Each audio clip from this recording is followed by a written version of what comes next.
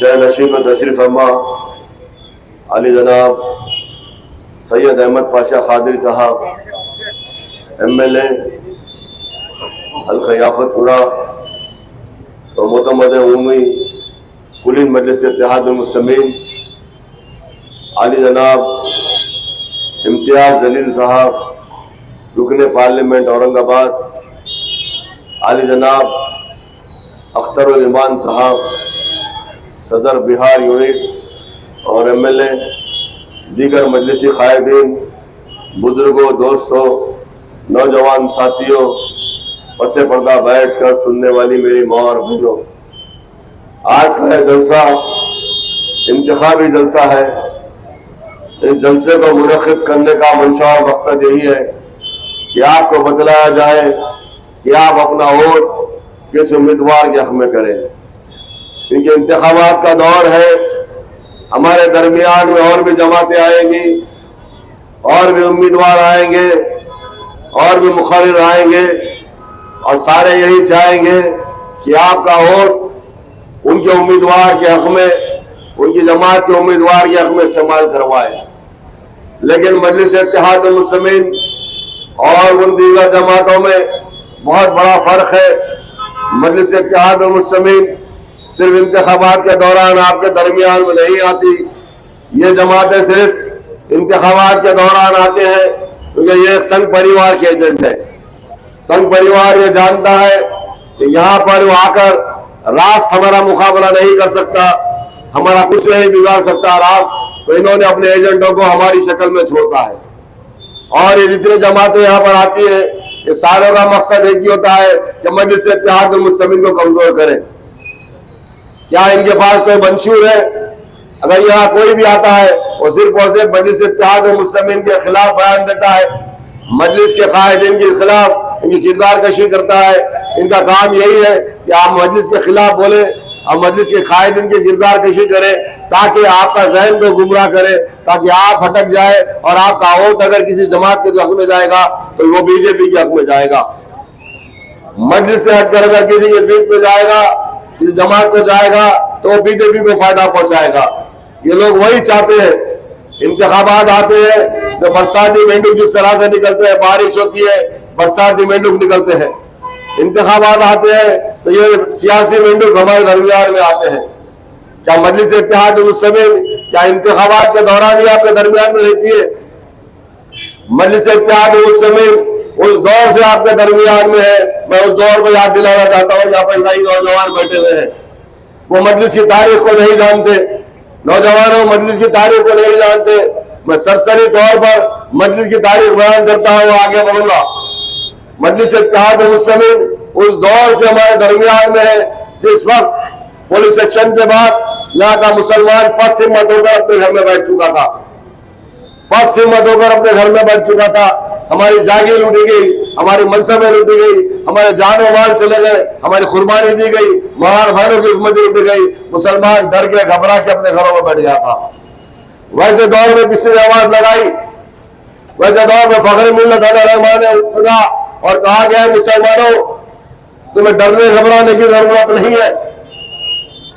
मुसलमानों तुम्हें डरने घबराने की जरूरत नहीं है। हिंदुस्तान का दस्तूर हमको इस बात की इजाजत देता है कि हम अपने दस्तूर के तहत अपनी सियासी जमात को कायम कर सकते हैं।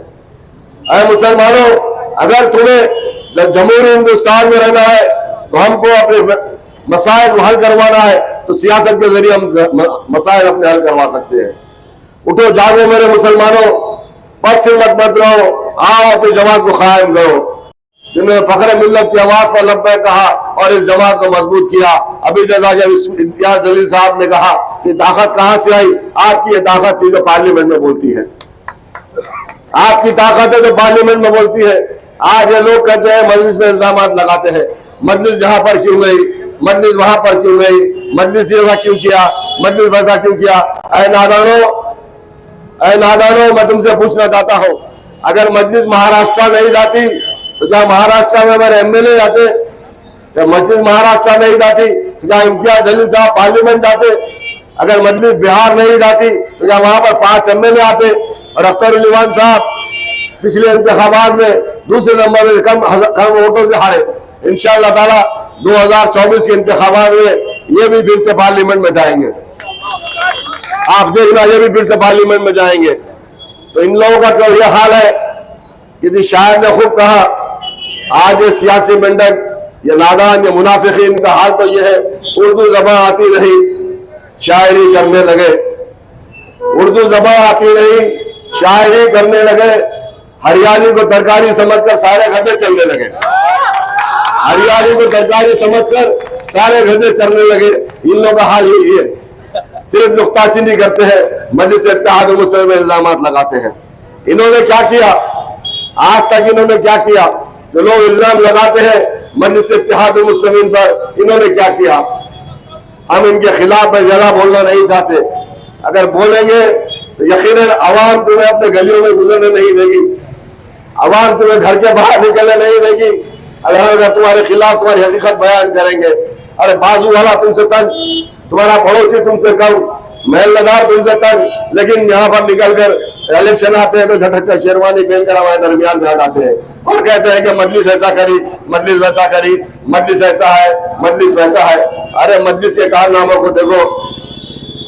अगर क़ियादत कमजोर होती, क़ियादत अगर बिकाऊ होती, मैं पूछना चाहता हूँ जलसे से, चाहे उस कागज के टुकड़े पर कासिम रजवी ने लिख कर दिया, सबको मालूम है, बुजुर्ग यहाँ पर मौजूद है, वही बात की गवाही देंगे।